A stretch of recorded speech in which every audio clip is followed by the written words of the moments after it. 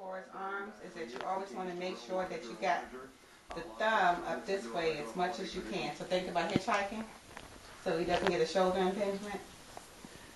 On this side, Torin can help pretty good. So that's going to help. I think I'm better with this one. Okay, but you can help a little bit on that now, so you're raising it up now. Yeah. All right. All right, good. So as much as he can help, he's just going to go up and down. And you want to go until you can feel some resistance on the shoulder joint or until he tells you to stop. Because right now you're just trying to keep him from losing any mobility. How you doing? You feel it pulling? Yeah. Okay. But it's good. It's cool? Yeah. Now I normally go about 10 times. Now let's try to go up a little bit more each time. Or as much as he'll let me.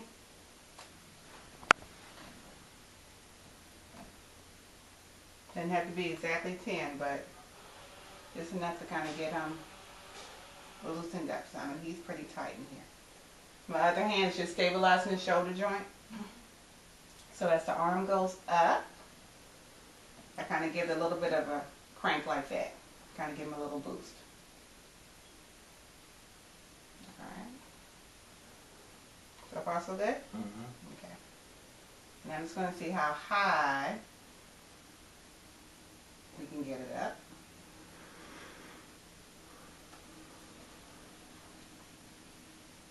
And tell me when I need to stop, okay? Yeah. Man, you're doing good. Low pop. Yeah. Doing good. Pop's okay as long as it doesn't hurt him whenever we take it up or put it back down. That's again. And we're just going to hold this one. Hold the stretch. And we're going to get it back down. Good? Mm-hmm. So that's one motion to the shoulder. It's like 6 or 7 different motions available at the shoulder. Actually more than that. But I just cover flexion, abduction, and rotation. So now we're going to just take the arm out to the side. And we're going to do this motion right here. So we went to the front. Now we're just going to go out to the side.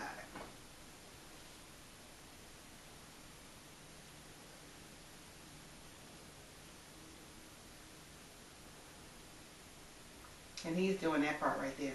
That's all him. I'm just giving him a boost.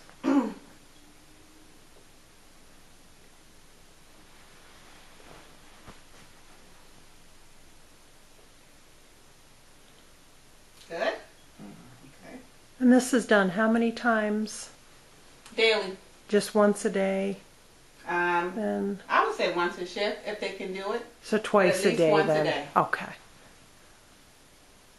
Now with this motion, I'm just taking it up this way with my hand to give him a little bit more of a boost or a little bit more of a stretch. And he can tolerate a good deal. Again, you want the thumb up towards the ceiling.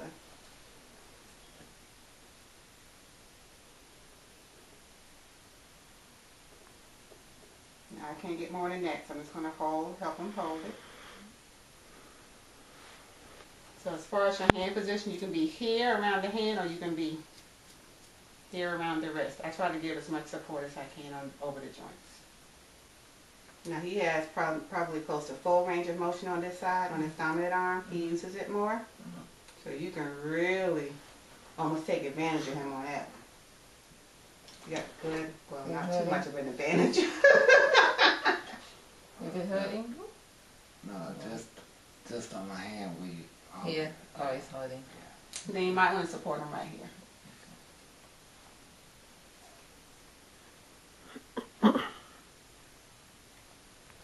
That better, Torin? On your hand? Okay. Good. So if you're going, I mean, you're almost doing some rotation with that, and nothing wrong with that. But if you just remember, you want to isolate the movements as much as you can. So here, relax a second, Torin. You can go from here straight up, which is the first one I did on this side. Okay. So it's all, you're just dealing with planes. So you're going in this plane with this one. If you're going to go out to the side, it's all the way out to the side as far as you can get them, and then take them all the way up. See that? Which is a different plane. And then all the way down, because the movements are coming from the shoulder. So now you're moving most of the elbow. So just come up here. Actually, can you change your hands? Can you put this hand under here? And then take that one up? Does that feel backwards to you? Yes. I mean, if it does, you can change it. I'm just trying to help you. Yeah, that's fine. Okay. So you're here, and then come back down. Don't worry too much about the elbow. Just bring them straight down here. And leave them here. Straight down. Straight down. Or you left or right-handed? I'm right. You're right-handed? Okay. You might want to change then. And just listen to him. I mean, if it hurts, you just want to back off. The elbows and his wrists are a little bit stiffer. Rest that side for a second, Torrin. So here, you want to place your hand underneath the elbow. And relax that shoulder as much as you can. He likes to be in control. Don't like to relax. So you just want to go from here to here. Now I'm bending for him, no problem. So I don't focus too much on this. But this is where he's stiff. So we go here. And I give him a little bit of a break here, but I don't take him all the way up. And we go again. Just trying to open up that elbow joint as much as possible. Just like that. Feel it pulling? Okay. He did it by mistake. But this is the rotation right here. So his arm is out here. And it's just, you're moving the hand back towards you. And usually that one is the most painful for people who have any tightness. This is kind of like the scratching the back of your head type motion. Okay, we do that. Now on this side, you know, I always encourage Torrin to do this one on his own as much as possible. So whatever you're doing on this side, he needs to try to do actively on this side. So if we're going here and here, Torrin, back and forth, he'll do that on his own. And then you can give him a little bit of a boost by getting it up as high as he can take it. And that's pretty much it. If you're going out to the side, same thing. If you're rotating, same thing.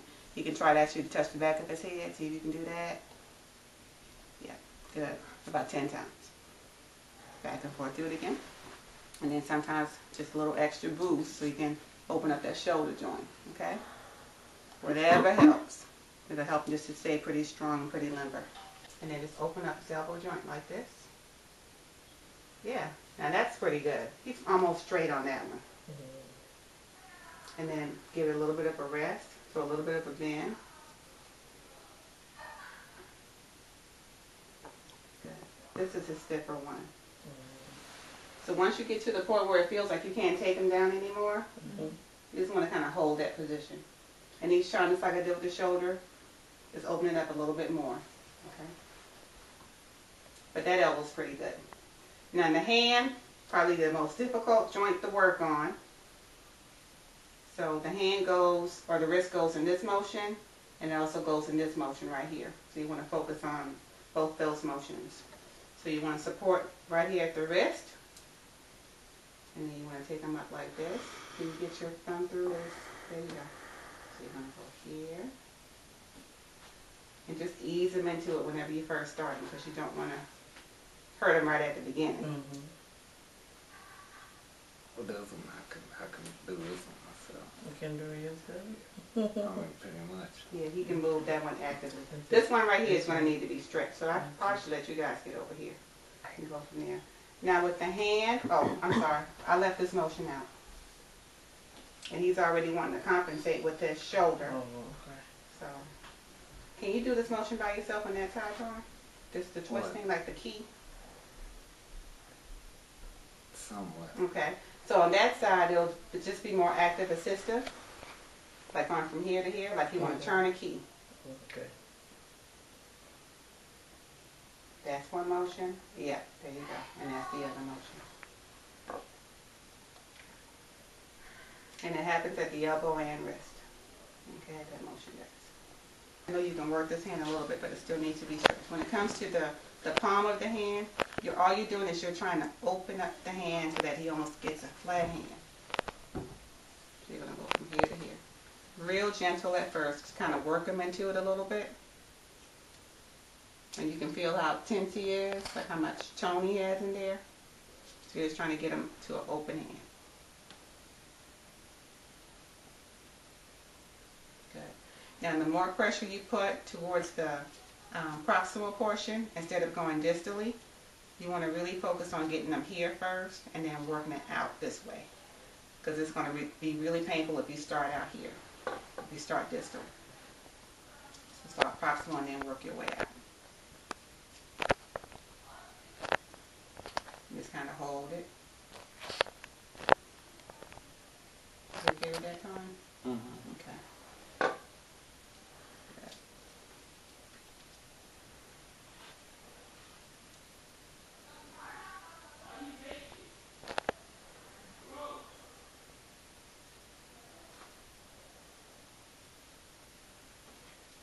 And then I do one finger at a time.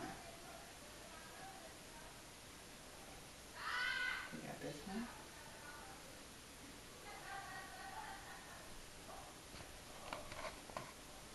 You're doing good. Now you see where his he has a lot of tone, like right here along the knuckles. So you can kind of put your hand in there and kind of press that out.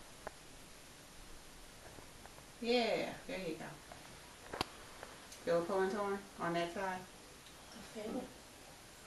Like you don't know which hand to it look at. It doesn't hurt. And I don't want it to hurt. That's another thing. We don't want it to really hurt. We just want you to feel some Yeah, I pulling. can feel it. Okay, good. And then you go from there, like from one finger at a time. And the fingers go in various directions. So wherever way he'll let you move them, or wherever way they will move, that's what you want to do. So the thumb goes here and here. And it also goes here and here.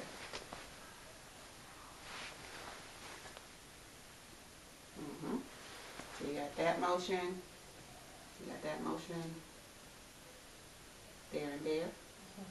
And you also have this motion here and here. See that? Okay. And then you would do one finger at a time. From the bottom all the way out to the tip.